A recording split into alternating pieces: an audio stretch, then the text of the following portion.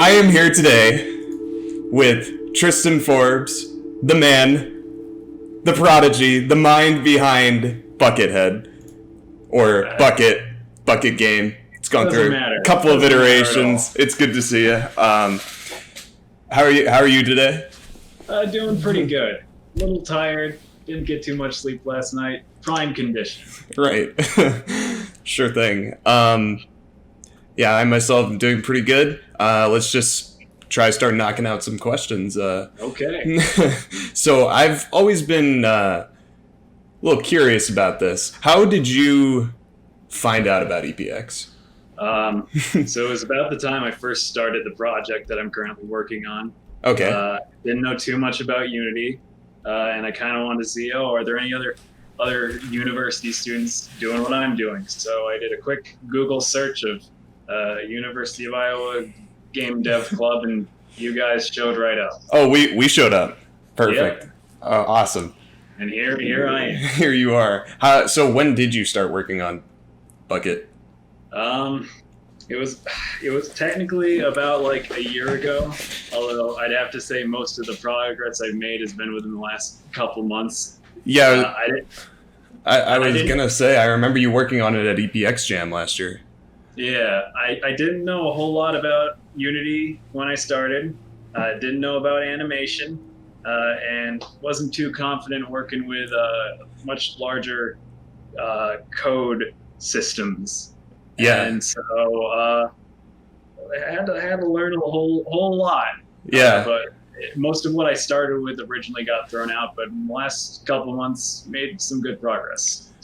What do you think you kind of grew in the most out of those areas, like art, music? I noticed you haven't done a lot of music for the project yet. Check it out, though. Check it out. Okay, wow. Did you just buy that? Did you just get that recently? I got it last month. I'm learning. I'm tickling the ivories. We're getting there. Things to look forward to, definitely. Yeah. But no, probably art and animation. Couldn't really draw. My mentality going in was, my character's made out of such simple shapes. It can't be that hard to animate them. Mm-hmm. I was so gosh dang wrong. Yeah. But no, definitely in those fields.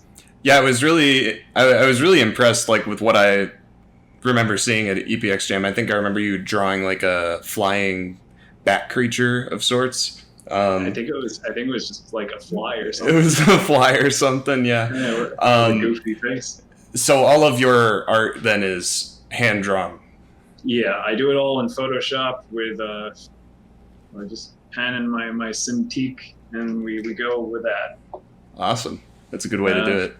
Yeah, no, it's definitely fun. I'm still a bit too slow at animating, but we are speeding up. Yeah, awesome. I'm definitely not like those Japanese studios you see where you get the little Asian man that gets it done in like 10 minutes and makes me feel ashamed. Right. Anyway, it's all a part of the learning process. I mean, yeah. Right. So what if you could assign a genre to Buckethead, what would you assign it? It's definitely a Metroidvania with I guess an emphasis on combat. It's not too unique of a genre. When I decided what I wanted to make, because there was so much that I didn't know yet, I wanted to stick with something that I was relatively familiar with. Yeah, it's definitely good for just learning a lot of different things. I feel like it had a little bit of Shovel Knight aspects to the kind of the sword swinging and the jumping over the bosses and stuff like that. Shovel Knight and Hollow Knight were big inspirations. Oh, yeah. Especially Hollow Knight with those guys are so efficient with how they do their animations and everything. It's very impressive. Yeah. So what made you want to make a game like this? Was it just to kind of get your feet wet? To get my feet wet. I had a character that I had in my head. I sketched out, and I just wanted to see what I could do with that. And how did you come up with that character? Is there a story behind that, or did it just come to you in a vision? The character is supposed to be like this little kid playing it being a knight, right? got the knight helmet, got the stick. Raincoat is just because I thought it would hide a lot of the body and make it easier to draw, but then I didn't realize that a raincoat isn't a static object and actually moves around. It made it way harder. Yeah. But just working off of that idea. I also decided on a kid because if you look at a lot of platformers, a lot of characters are relatively condensed in terms of height, so I thought that was a good decision. Yeah. I think he stands out so much from like the world around him. Mm-hmm. He's kind of playing at being a knight, but it's like almost like some actual patterns. Yeah, it's like a steampunk, especially your boss room that you made. It's got the bells and all that going on in the background, kind of like clockwork. Mm-hmm. So through the making of this project, what is your favorite part of your game so far? I like how the main character's animations have come out. I like his design. Also starting to be really happy with how the combat is. It's not quite tight in all the areas that I want it to be, but it's coming. The movement is definitely flowing, I think. When you were demoing it for us the other day, I could see you, you were really comfortable with it, obviously, because you're the one making it, but that can be a problem. Yeah. If you can get a little too comfortable with bad mechanics. So that's why I've put it out there for people to start touching, and they can tell me it's awful. Definitely. So, got maybe a softball interesting question for you. Okay. What is the origin of your Discord tag, Surfacey? Oh, geez. It came from me playing Chivalry, and I needed a name. Yeah, no. And I just wanted a slightly inappropriate name. and someone in the game complimented me on it, and I just kept it. We kept it from there. Awesome.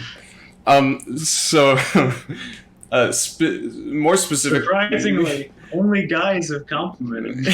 I mean, I think it's good. I never took it as sort of inappropriate. No, you can cut that out. It might be a bit too risky for the game club. I agree. What more specifically, like through Unity, like what have you kind of learned while making Buckethead? I guess just how to organize. I made a lot of mistakes early on in that I would try to have just one game object with like all the scripts just piled onto it. And it's like, you really don't have to do that. You can break everything up into components so you can kind of mix and match what you need. So a lot of, I guess, making things universal. Like just recently I did universal controller inputs by updating the new system, which was the most terrifying thing ever. Just for 3 hours, my project that I spent months on stopped working. But no, just getting comfortable with the engine, just being able to throw things together and problem solve a lot quicker. Did you always intend for it to be a PC or a controller game, like for consoles, or? I think so. I'm not. When it comes to Metroidvanias, I'm not a big fan of control or keyboard controls. Right. Yeah, that's fair. That's a good design choice. Mm-hmm. I'll have to put them in eventually, but I have no idea what they'll be. Mm-hmm. Yeah. So, what is next for Tristan Forbes? Mostly just working on this for probably the next 2 years. Yeah. I gotta eventually man up and start drafting plans for a first level. Gotta start thinking about what the gameplay loops will be. Don't really have any of those. Cringe. But yeah, no. Finishing up the boss is also a big plan. But yeah, just plugging away at this game, I think. Awesome. Yeah. I think you've made great progress so far. Glad to hear it. We wanted to talk to you, because you've made so much progress over, just one summer. And you were at the jam, so we remembered you specifically for that. Thanks. So is there anything that you want to plug before we send you off here? Not yet, no. Not yet. I don't know if I develop any social media accounts. Maybe an itch later down the road? Definitely later down the road, yeah. Awesome. Well, it was great talking to you, Tristan. Thanks. And I will see you at the intro meeting. Sounds good. See you, man. See you.